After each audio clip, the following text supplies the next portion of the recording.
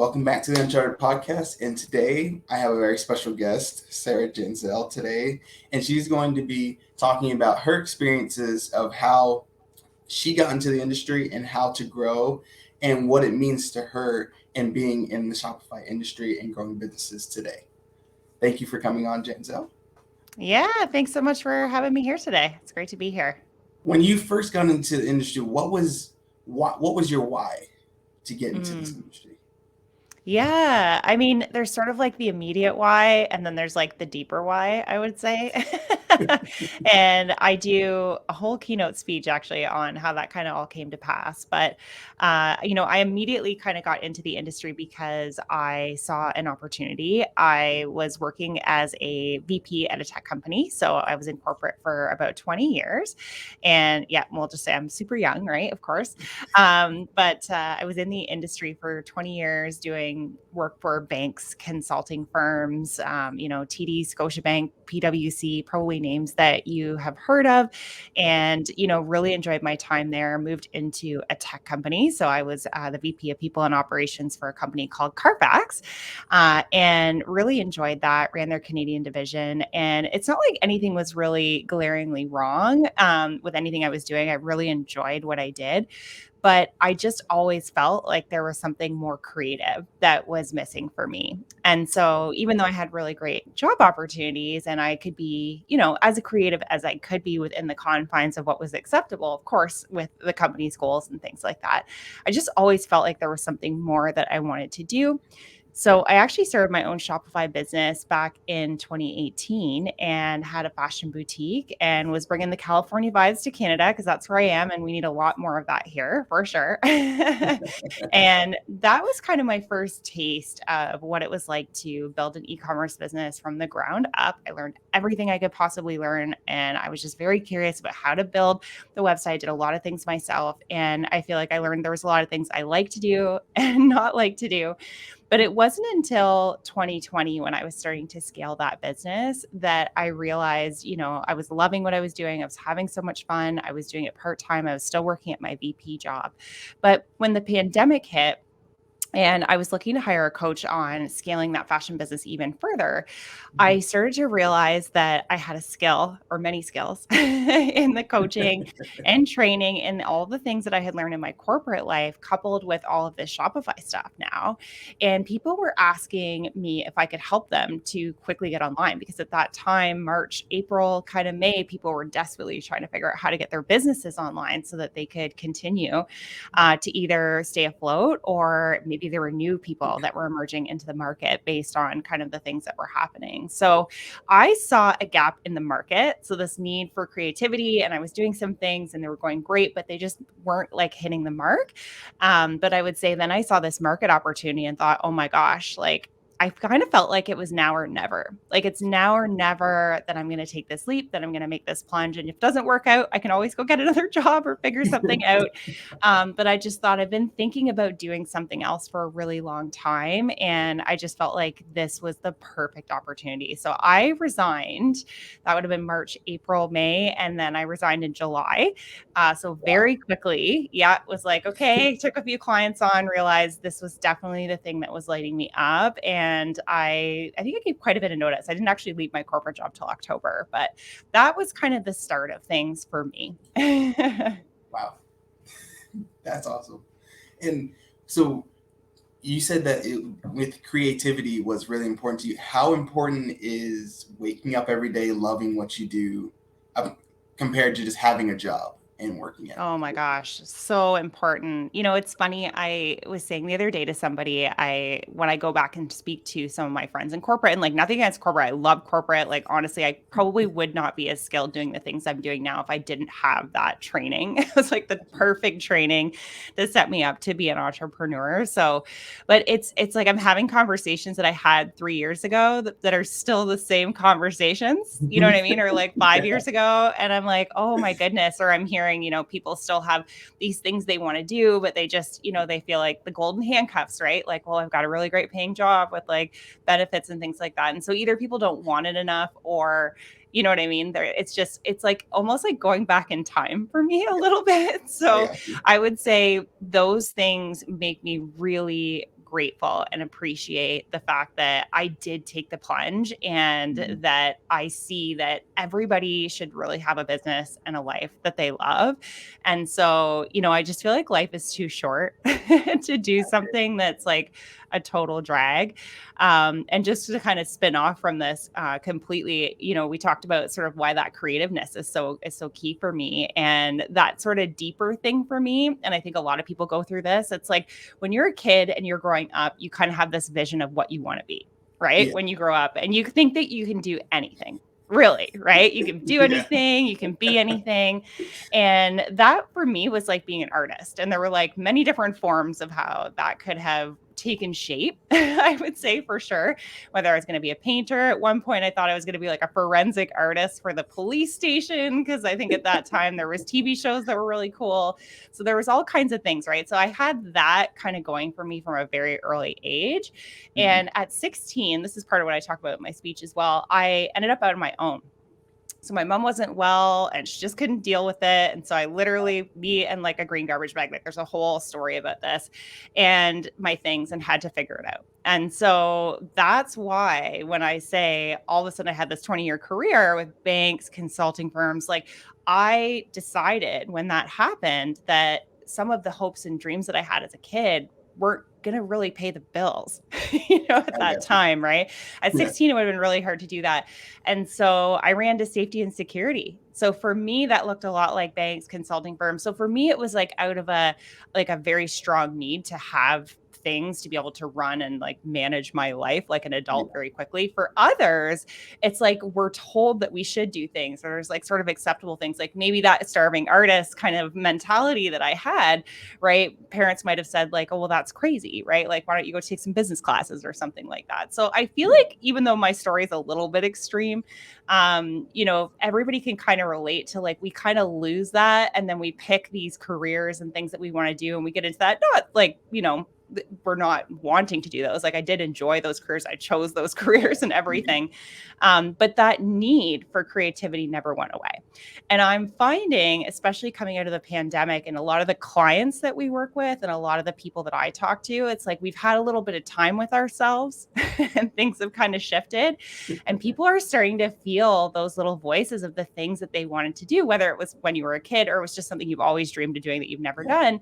Those things are really starting to creep out. And so that's kind of like the deeper why for me. It's like, coming back to myself and being able to marry that business, that safety, that security, we'll put air quotes around that, with that creativeness that I was so passionate about. And to be able to later in life feel like I had enough security to say, I'm just going to go and do this now, is huge. And so I try to talk a lot about that to share my story, because I think people can relate with that and see themselves. And like, there probably are some things that I want to do that I'm just kind of sitting on, right?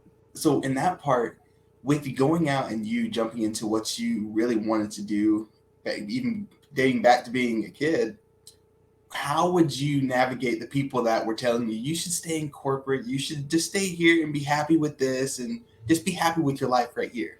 It's so interesting because what's funny about this, so there were people that thought I was crazy for starting a fashion biz. Like they were like, okay, wait a second. Like I went to college, I went and got my MBA. Like, I went from like homeless to like successful pretty much, right? Yeah. Like it wasn't like overnight or anything like that. And there were people that kind of thought, oh, like you could tell there was some judgment there for sure. People didn't say a lot to me, but you could tell, right? And that was kind of my first situation with entrepreneurship. But I think the person who was saying a lot of the things, like, but what if you fail? But like, what if you're throwing away all of these things that you did? Like think about all of the time and commitment you put into this. Like I trained for that corporate career like an Olympian, like an Olympian to get to where I was.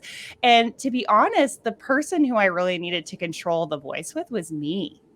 It was me thinking, like, what are people going to think about these decisions? And like, it was almost like I was thinking, oh, is business more important than the thing that's actually going to make me happy, right? It's these like societal pressures and worrying about the what ifs. And so there weren't too many people that said anything to me. And actually what's interesting is when I leapt and gave my resignation letter even to the boss that day and said, like, I'm going to go start my own thing.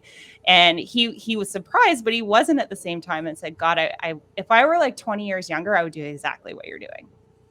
Wow. And I was like, oh, okay. So like people, I think, were like, wow, look at what you're doing. Yeah. And then those people start to kind of follow along. So I think a lot of times, yes, there are definitely people who are going to have their opinions, and maybe then I just won't ask them for their opinions, or maybe they won't be in my circle as often and things like that. They just don't really understand what I'm doing. And part of that not understanding isn't actually about me, it's about them.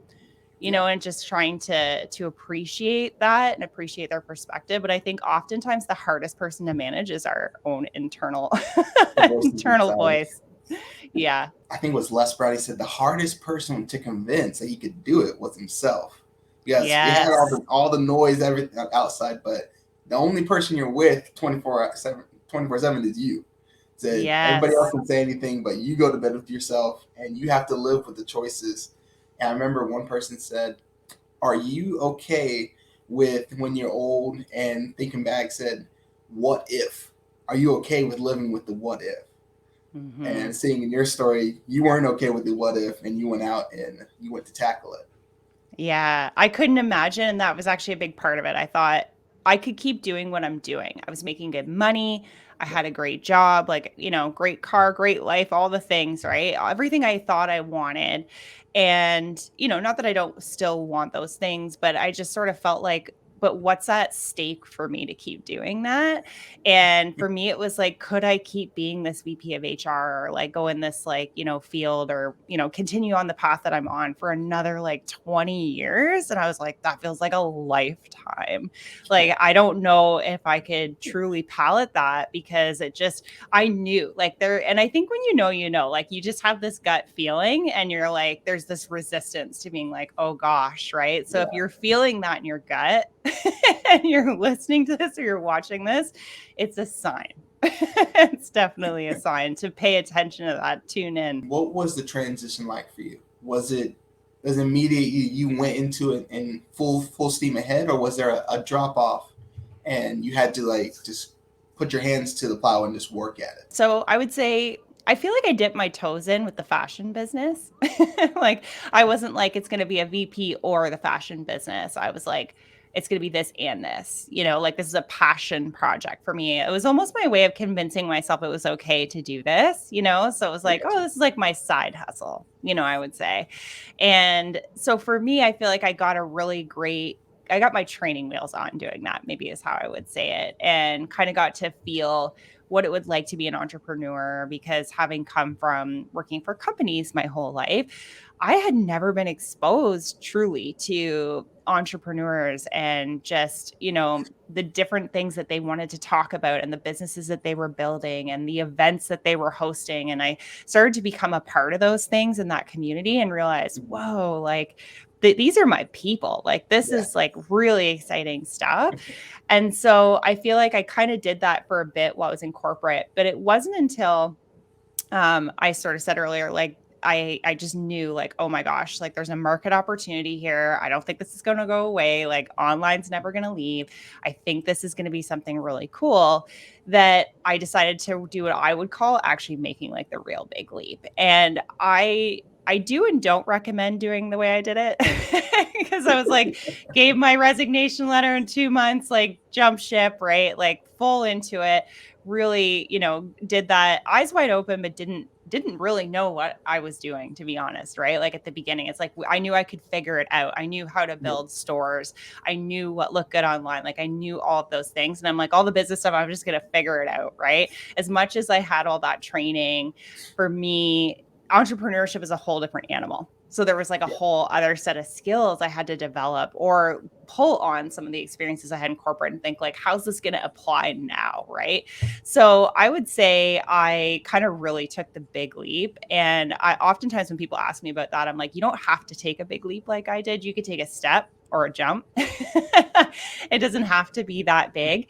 But for me, I just felt like if I didn't do it that way, I wasn't going to do it. I was And just about to ask you that. I wasn't going to do it. Right. Like I would talk myself out of it, or I'd be like, oh, that's crazy. Right. And for years I did that, like over a glass of wine at the end of the day with friends or things like that, where I'd idealize, all these things that I could do. And then the next day I'd be like, oh, I could never do that. Right. And so Yeah. I think we're really quick to do that. So for me, I just knew I needed to make that leap. But I had the safety and the security to do that. Like I felt like I had built up enough to be like, I'll give myself, however much time and see what this can be. And I was pretty surprised because I had already started taking on clients. I was starting to work my way into that, right? So even though there was a lot for me to figure out, I had clients, I had people who were paying, I had some examples of my work, you know what I mean? So there were these little things that I had been doing the whole way that I think really set me up for success. So whether you just jump full in, if you can do that, or you kind of work your way into that. I don't think there's like a right or a wrong for people. I think everybody just has to know where their like risk tolerance is. What does a day in the life look like for you in building businesses and gaining and trying to get to your goals? What does a day in your life look like? Oh my gosh, depends on the day. Like there's a million sticky notes on my table right now, my sit-stand desk, but those are always there. Yeah, I would say it's like a mix of different things. I do a lot of relationship building and business development, I would say. But for me, I hate using those words because I really just want to cultivate community, meaning, if there's women events and things that I want to go to, I go and do those. If there's conferences that are really interesting and I think, my people who are into the things that I'm into are going to be at, then I'll go and I'll attend those. I interview a lot of really cool people on my podcast, right? Kind of, like what you're doing, and I meet and learn and I make connections through those people. And I join groups and things like that. And I'm connecting in those groups with other women, on entrepreneur stuff, or saying like, hey, here's some stuff that we're working on. If you need anybody that does this kind of work, like I'm here.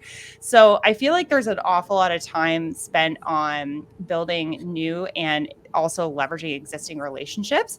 And I started out actually doing a lot of the Shopify work. So it was me. It was literally me when I jumped ship, and I hired an assistant, shortly after to kind of help with some different things. And that has now grown into a team where it's myself, and I'm focusing a lot on like client relations and managing the projects that are coming in and doing some project management and that business relations, a lot of podcast recordings and things like that. Really all the stuff that's going to get us out there and say, this is who we are. This is what we stand for. Yeah. This is what you can get a feel what it would be like to work with us, because you're not just going to work with Jansel Co. You're going to work with me, and my team. And so you want to feel what that experience is going to be like. So really just kind of cultivating more of the brand stuff. And then I have a team.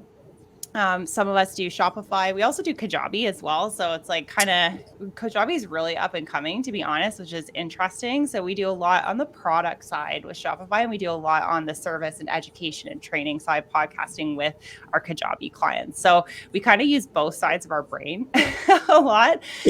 So there's a lot of managing like the little pieces, because we have people who design on Shopify, people who design on Kajabi. We've got copywriters, we've got, developers, we've got branding specialists, and it's like being able to connect all the dots.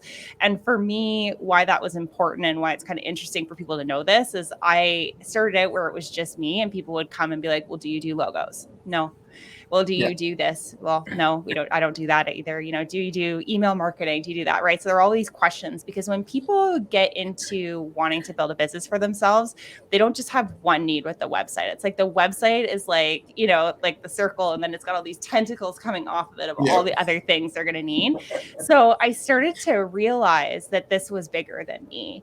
And rather than either saying, no, we don't do that, or, oh, hey, here's somebody you can go to, I was like, why don't I start to bring in a team of experts who can do this, because I just keep getting asked for it. Yeah. So that's kind of how we started to build the team the way we did, and why I felt really passionate that like, why aren't we full service for our clients?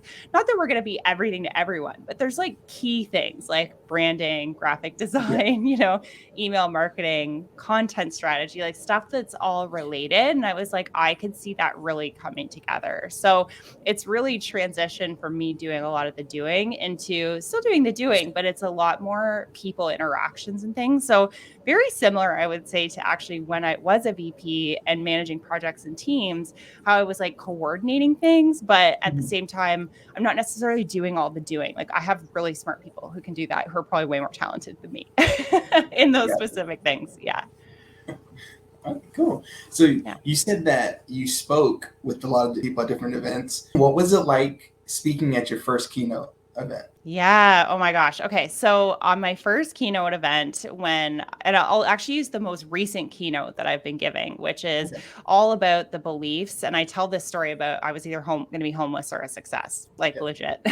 So I threw my own event in May to give this because I was like, as soon as I was done writing the speech, I've done a ton of speeches. I've been out, I've talked, I've given tech talks, all the things, but this was like the one that was like near and dear to my heart. Like this is the inspirational talk, not just about some of the things. And so I housed an event actually in my hometown. So I moved all over the country.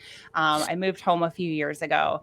And so I'm back in the city from where I grew up. And I had about 55 women in the room who signed up for this thing to come out. I was like, I'm going to host this event. I'm going to give this keynote. It's going to be all about breaking barriers. I can't wait.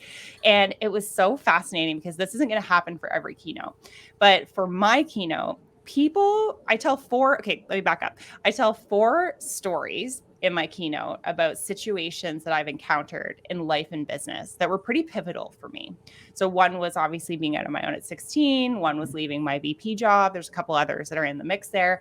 And for every story I have, there's obviously something that was happening in my life where it was like, I just felt like I couldn't, like, what was I going to do? How was I going to get over this? Like I had hopes and dreams and goals, and like, we all have things in life that happen, big or small, that get in our way, right? And so the purpose of this speech is all about the beliefs that I had in life and business. A lot of people talk about confidence. I'm like, confidence is great. You got to have it. But if you don't actually believe that you can, confidence is really going to fall short for you. Like you can't feel confident if you don't think, that you can. And there's a lot of like proof around this with athletes and, visualization, all that stuff. Right. But so for me, each of these stories had a belief tied to it. So for example, when I was out on my own at 16, I was like, my belief there was that the ceilings we break through are our own. In that situation, I could have believed that like that was it for me and just kind of, sold myself short on that, or realized like, no, like this isn't my life. Like my life is going to be something different, and take the action needed to kind of get there. So it just kind of gives you a flavor for what that is. So they're very emotional stories that I told for the first time on a stage with 55 people. And the people who booked tickets were people from each of those 5 stories that I had not seen. One of them was my night school teacher, because another story I tell is about how I had to quit high school when that happened. And I was like so embarrassed because I was like, and I didn't tell anyone. Nobody knew about this my whole life.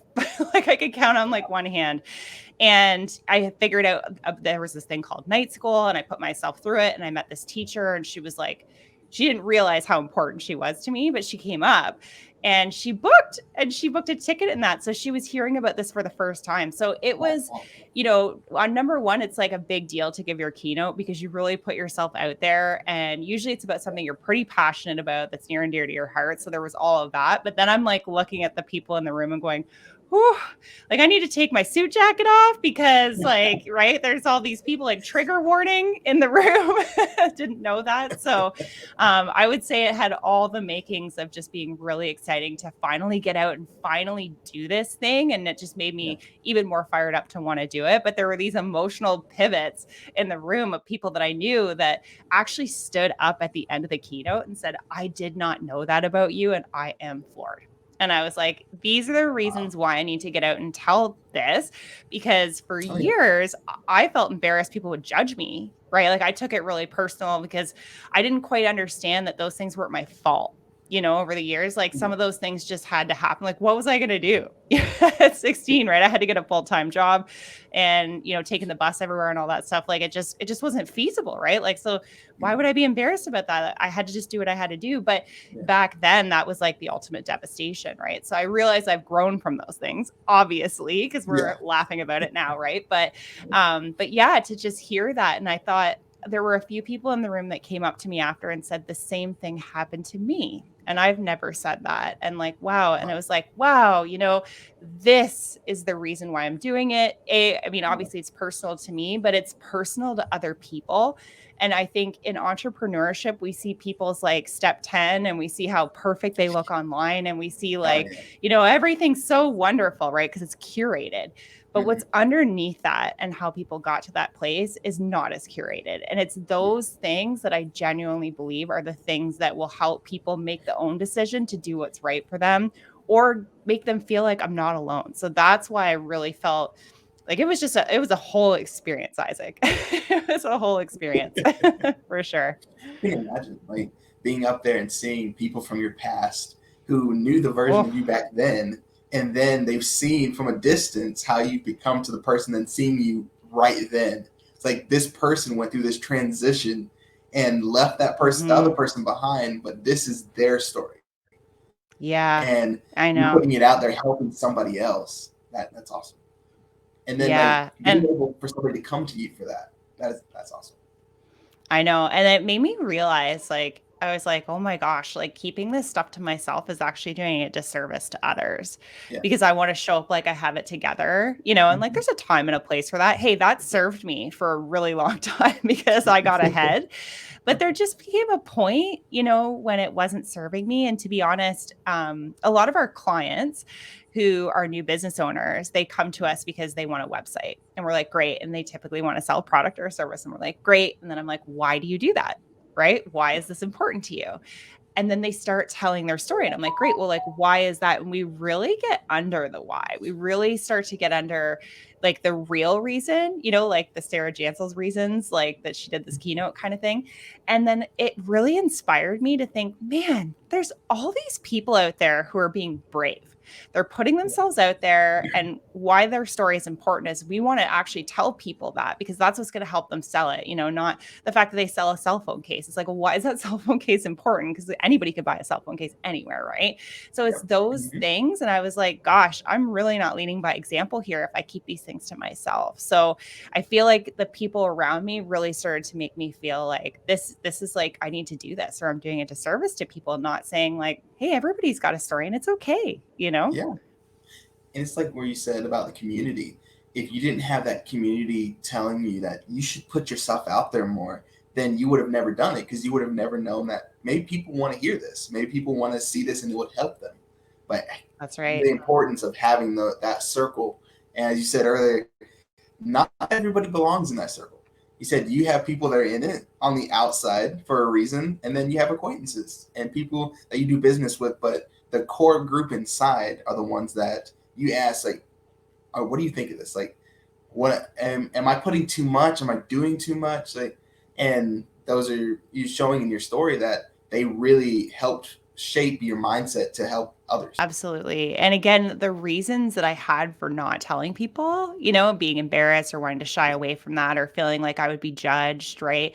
Like, not everybody wants to say, yeah, like I had to quit high school, right? I figured it out. I Yeah, took it later and, that's great. It worked out for me yeah, later. But at the time, it was like, oh my gosh. But I realize now when I tell these stories, the interesting thing about it is the very people that I was worried about that would have an opinion about that are the ones commenting on my posts, being like, "Oh my gosh, I'm so glad you shared this," and all of that. And I'm like, man, it's just reinforcement that like this was a good idea, right? But I had to be yeah, ready for that. And so I think for those that might be holding on to something like that and aren't ready for that, that's okay too. Your time will come, but know yeah. that whatever it is you're holding on to, I guarantee somebody else is going through something or they've been through something too. It's been really amazing to hear people's stories after sharing my own. When you're going through that, it's like you think that you're maybe the only one. It's like when, as you just said, when you're watching and seeing that this is maybe just me, and that you're carrying that weight on your shoulders, it said you're not alone. You're almost never alone. People, somebody somewhere is going through the same thing as you, and they're struggling just like you. The ones that are far above, like you said, on level 10 and 20, said they went through maybe the exact thing that you did, and they maybe just haven't said it, and maybe you need to say it when you get to that point. It's because that's your Definitely. story. There's this really cool saying that I've heard, and it's we lift as we lift as we climb. And that's always stuck with me. And I was like, yes, it's like, we need to help lift others up as we start to move ourselves forward. And I think that's Yeah. really what's going to help, make it that much more powerful. So it's not just about the journey anymore. It's about like who's coming with us, Yeah. Exactly. And Yeah. it's like once you get to the different steps, you can reach down your hand to somebody else and be like, this is what I did. Let me help you get to where you want to go to too. And even the people in our personal lives, once somebody sees that you did it, maybe they'll come and ask you, and they don't have the courage to come out to in front of everybody and ask you, but in private they'll ask you, how did you do this? Can you help me? And then you have the skills and experience to help them. And then that gives you joy too, is being somebody that the world doesn't know about, or these people coming, it's somebody close to you that you grew up with or in your family. Yeah, absolutely. What would you say that if you had to go back, would you change anything? Because everything that's happened has gotten you here, but it's such an interesting question, because I think, so the answer to that is no. I would not change anything, because I think the journey for me was really important. And I also believe that there are lessons we need to learn in life.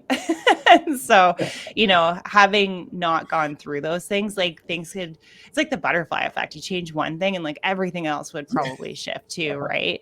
But there's advice I would want to give to me, which would be, not to be afraid to be myself and to share that. I often think about, I'm saying these things now and I'm talking about these things now and it's helping others. And, how could my life have looked different had I have been more open about that? Because obviously it's been working for me, like it's great and it feels good too. It's like carrying around this like heavy suitcase of like all these things that no one knew, right? And I think it could have really opened up doors for me, and maybe my life could have looked different. But that is all the more reason why I think I'm happy about the journey I'm on now. And I'm happy to be sharing that story, because I hope it will help somebody else. And I think that's the gift, is, not necessarily changing the things that I've been through. Are there things I would want to change? I'm sure. There's always things I think I should have done differently. But if we look at it from like a macro level, I'm like, no, like I think, having to go through those things, and it was hard, and then putting myself through corporate, and then, climbing that ladder and taking my master's degree and doing all those things. There were a lot of things I learned along the way about what I knew I did and didn't want. And if I hadn't have done those things, I don't think I would have really figured that out. So, even the stuff with my mom, love my mom, and it was just like, feel bad for her and the situation she was in and like all the things. But again, if it wasn't for her, I wouldn't even be where I am today either, right? Maybe I wouldn't have had the courage to go and do those things, or the motivation that I had to, propel myself forward. So it's always an interesting question, because it's like, there's definitely things I would do different, but would I change it? I don't think so. Cool. And like with you talking about that, so you knew the dedication it took, because you had been in corporate and you got to the VP level. You knew the time and effort, the sweat, and the sacrifice that it takes. So a lot of people, sometimes they'll get into it and they don't understand the sacrifice that comes with it. It's like putting the time, putting the reps in that you have done, and then going into the businesses and everything like that, you knew what it was going to be. And you had that mindset, like, if I'm going to do this, I'm going to do it. Yeah. Yeah. I mean, I feel like definitely, if anything else, it trained me for discipline. Like the motivation was that I didn't want to be homeless or go back to that. So that fueled my fire for a long time. But when I finally got to that place where I was like, wait a minute, that doesn't fuel me anymore, because I'm so far from that now. Yeah. You have that realization that like, oh, and then it was like, well, what do I want to do with my life now? This is kind of weird. Okay, so that's not going to happen now. Like, so like, what's propelling me forward? And it was like those things where it's like, well, what do I want? It's like, well, I always wanted to do something creative. I always wanted to do this. And then it was like, oh, it was kind of like a pivotal shift, like, because I think people go through that too, where something traumatic happens or something in their life happens, and it's like the thing that pushes them to the thing, like as far possible ways from the thing that we don't want. But sometimes that pendulum slings a little too far, and then we realize, oh yeah, why am I fighting for this again? Right. And then you got to kind of have it come back a little bit. And so that's kind of interesting as well. What does success look like for you? So we're just achieving that. Yeah. What does success look like for me? I mean, I don't want to give you this crazy answer about like, well, it's this much money or it's like this or that, right? Because I don't think it is that for me. Do I want to earn enough money to be comfortable and be able to do things I want to do? Yes. Do I want to be able to drive my car and have a house and like all the things? Yes, yes, yes. And so my husband and I were actually talking about this recently because I was saying to him, I don't actually think the things that I'm thinking are like, I'll never be the person on social media where you'll see like a jet behind me or like like a private. Hey, would I love to go on one? Totally, right? And like, all those things. Could I own one day? For sure, right? But it's not those things. Like when I think about success for me, I think about like the family and the friends and the Awesome. community and the people I've cultivated that are with me. You know what I Yeah. mean? Like that Oh are yeah. with me on this journey. And, maybe it's me on a stage, or maybe it's me because people are working with me and I'm helping them build their dream business that they are trying to get out of corporate for, or whatever it is. Right. And so, like, those are the things that I'm doing right now, and the things that I'm building, and the places that I feel like it's going to take me to just do more and more of that, I think would really fulfill me. Um, but of course, there's got to be some vacations in there as well to try to decompress. But I think it's that. I think it's like when I picture myself on a stage or I picture myself in my business, I don't just picture me like, oh, I'm the successful person. Like I picture the people who are around me, like we're building this together. And I think that comes from a place of feeling like I didn't always have that growing up. And so Yeah. it's like super important to me. So my version of success is like success with. So you so you would say you're purpose driven. Yeah, for sure. For sure. I don't think I always was. I would say in corporate and all of those things, I was goal driven and, in those types of environments, probably more like, oh, I want this title because I want this level of responsibility, or I want, Yeah. this amount of salary and things like that. But as I got out of that and I started to think about what do I truly want though? Like now that I'm not in this environment that served its purpose for me, Yeah. what are those things? And it became very apparent to me that I was like, oh, like it's these things. Like I'm happiest when I'm around people. I'm happiest when there's these things. And so there was a definitely a shift for me. With that, so rounding it out, I will say that you are in the race right now for this fabover40, and I believe that you're Yes, still in the lead for that. We'll see what I comes out of know. it. Yeah. And but yeah, congratulations on that. I was doing a lot of research, and it's your story is very inspirational.